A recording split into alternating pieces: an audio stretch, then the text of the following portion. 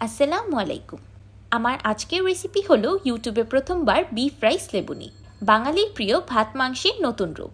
বাহির থেকে মুচমুচে ও ভিতর থেকে একদম জুসি অ্যান্ড ফ্লেভারফুল।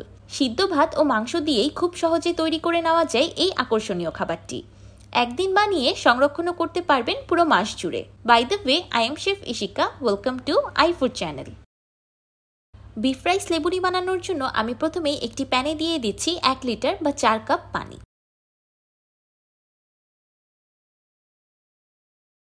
এবার পানিতে দিয়ে দিচ্ছি 500 গ্রাম বা আধা কেজি বাসমতি চাল। আমি চালটাকে আগে থেকেই ভালো মতো ধুয়ে পানি ঝরিয়ে রেখেছিলাম। এবার দিয়ে দিচ্ছি 250 গ্রাম বা দুটি বড় সাইজের আলু। আমি আলুগুলোকে ছোট ছোট করে কেটে নিয়েছি। সেই সাথে দিয়ে দিচ্ছি 1 টেবিল চামচ লবণ আর 2 চা চামচ হলুদের গুঁড়া। এবার সবকিছু একসাথে খুব ভালোভাবে মিশিয়ে নিব। এবার এটাকে রান্না করতে থাকবো চাল আর আলু খুব ভালোভাবে সিদ্ধ হয়ে আসা পর্যন্ত। যখন চাল আর আলু খুব ভালোভাবে সিদ্ধ হয়ে যাবে তখন চুলার ফ্লেমটাকে অফ করে দিব। এবার একটি স্ট্রেনারের সাহায্যে সিদ্ধ ভাত ও আলু পানি ছেঁকে তুলে নেব। ভাত আর আলু থেকে পানিটাকে অবশ্যই খুব ভালোভাবে ছড়িয়ে শুকনো করে নিতে হবে। এবার গরম থাকা অবস্থায় ভাত আলুগুলোকে একটি বড় ট্রেতে নিয়ে নিচ্ছি। আমি আজকে এই বিফ রাইস লেবুনি একটু বেশি করে বানাচ্ছি ফ্রোজেন করে রেখে দেওয়ার জন্য। আপনারা ইচ্ছে করলে একটু কম পরিমাণেও বানিয়ে নিতে পারবেন, কিন্তু আমি রেকমেন্ড করব বানালে একটু বেশি করেই বানাবেন, কারণ এটা খেতে এতটাই বেশি মজাদার, কম বানালে দ্রুত শেষ হয়ে যাবে। এবার একটি ম্যাশারের সাহায্যে এই ভাত আর আলু একসাথে খুব ভালোভাবে ম্যাশ করে নিব।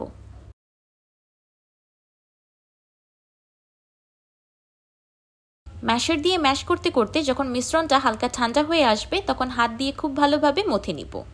এমনভাবে মথে নিতে হবে যেন খুব স্মুথ একটা ভর্তার মতো টেক্সচার চলে আসে। আমি মিশ্রণটাকে 2 ভাগে ভাগ করে নিয়েছি। এক ভাগ আমি আপনাদের এখন বানিয়ে দেখাবো আর দ্বিতীয় ভাগটি আমি পরে বানিয়ে ফ্রোজেন করে নিব। এবার আমি এই দ্বিতীয় অংশটাকে সাইডে রেখে দিচ্ছি। এবার এই ভাত আর আলুর মিশ্রণে দিয়ে দিচ্ছি 1/4 কাপ তেল। আমি এখানে রান্নার সয়াবিন তেলটা ব্যবহার করেছি, আপনারা ইচ্ছে করলে অলিভ অয়েলটাও ব্যবহার করতে পারবেন। আমি তেলটা 2 বারে অ্যাড করে খুব ভালোভাবে মিশিয়ে নিয়েছি। এই ভাত আর আলুর মিক্সচারটা ম্যাশ করার পর খুবই স্টিকি হয়ে যাবে। এই তেলটা অ্যাড করার ফলে স্টিকিনেসটা কমে একটা বাইন্ডিং চলে আসবে। তেলটা খুব ভালোভাবে মিশিয়ে নেওয়ার পর অল্প একটু মিক্সচার হাতে নিয়ে এমন একটু লাড্ডু বানিয়ে দেখবেন। যদি খুবই স্মুথ একটা টেক্সচার আসে তাহলে বুঝবেন মিক্সচারটা পারফেক্টলি রেডি। এই তেলটা অ্যাড করার পিছনে আরেকটি কারণ আছে, সেটা আপনারা পরবর্তীতেই বুঝতে পারবেন, সেই জন্য পুরো ভিডিওটি দেখতে থাকুন। আমার ভাত আর আলুর ডো বানানো হয়ে গিয়েছে। এবার আমি পরবর্তী ধাপে চলে যাব। সেই জন্য একটি প্যানে দিয়ে দিচ্ছি 2 টেবিল চামচ তেল। তেলটা হালকা গরম হয়ে আসলে দিয়ে দিব 500 গ্রাম গরুর মাংসের কিমা।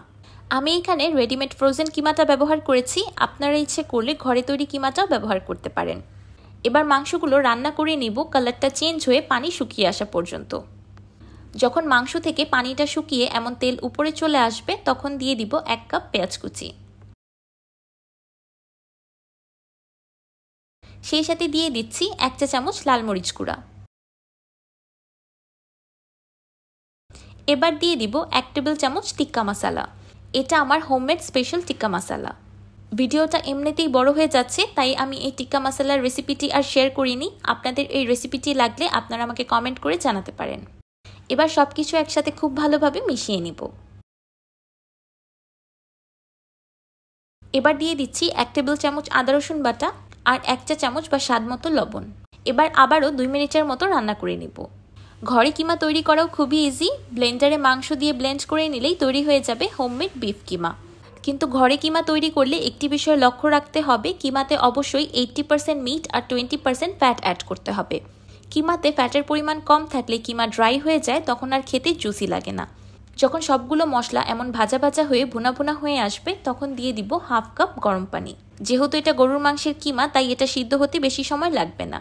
এই 1/2 কাপ পানিতেই কিমাটা খুব ভালোভাবে রান্না হয়ে যাবে। যখন সব পানি শুকিয়ে এমন তেল উপরে চলে আসবে তখন চুলা থেকে নামিয়ে নিব। এবার আগে থেকে তৈরি করে রাখা ভাত আলুর ডো দিয়ে একটি পকেট শেপ বানিয়ে নিব।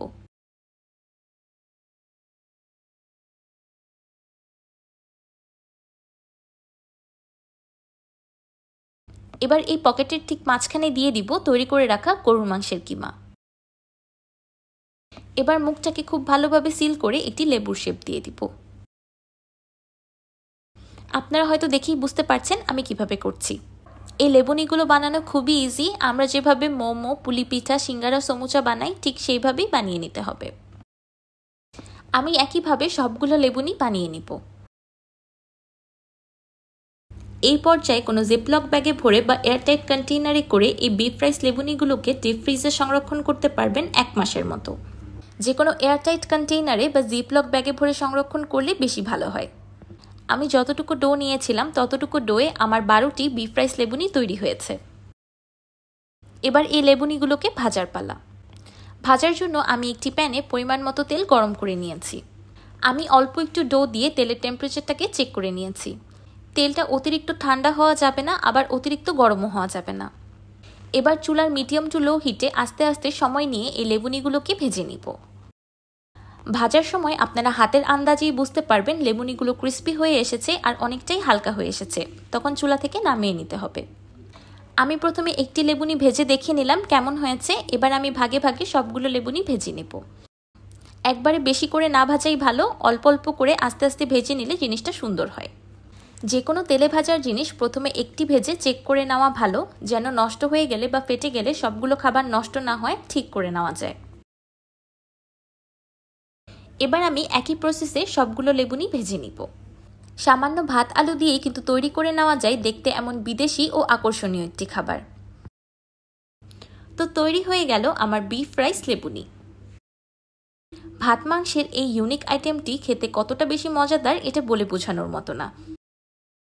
দেখতে যেমন আকর্ষণীয় ও লোভনীয়, খেতে ততটাই মজাদার। এই খাবারটি বানিয়ে কারো সামনে রাখলে কেউ বুঝতেই পারবে না যে এটা সিদ্ধ ভাত আর আলু দিয়ে বানানো হয়েছে। ঈদের দিন আপনারা খুব সহজে এই বিফ রাইস লেবুনিটি তৈরি করে নিতে পারবেন। আবার বেশি করে বানিয়ে ডিপ ফ্রিজে সংরক্ষণও করতে পারেন, যেন ঈদের পরেও মন ভরে খেতে পারেন। গরম গরম এই বিফ রাইস লেবুনি ছোট থেকে বড় সবাই খুব বেশি পছন্দ করবে। ঈদের পরে আপনারা এই বিফ রাইস লেবুনিগুলো স্ন্যাক্স হিসাবে বা টিফিন হিসাবেও খেতে পারেন। এবার আমি ভেঙে দেখিয়ে দিচ্ছি যে কতটা ক্রিস্পি হয়েছে। আশা করছি আপনারা দেখেই বুঝতে পারছেন বাহির থেকে কতটা ক্রিস্পি আছে আর ভিতরের মাংসের কিমাটা এখনো কতটা জুসি আছে। আমার আজকের এই বিফ রাইস লেবুনির রেসিপিটি আপনাদের কাছে কেমন লাগলো আমাকে অবশ্যই কমেন্ট করে জানাবেন। ভিডিওটি ভালো লাগলে একটি লাইক দিবেন আর আমার চ্যানেল সাবস্ক্রাইব করে আমার চ্যানেলের পাশেই থাকবেন। আল্লাহ হাফেজ।